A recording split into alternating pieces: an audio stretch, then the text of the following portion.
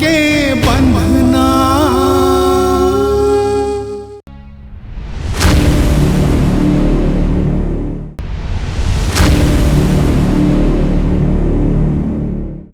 मुला एक के बाद के दुख है कि मैं कक्का नहीं बन पाया। मुला एक के बाद के दुख है कि मैं कक्का नहीं बन पाया।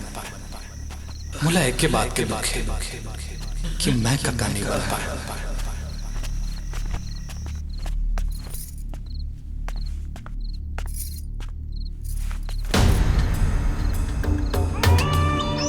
ये घुगुआ की औलाद हा रात रात के अपन भिखारी दाई दाऊ भगोड़ा भाई से मिले ला जाते। तो अधिक हिम्मत औते शराबी के घलो का हंस रुक तोला बजा।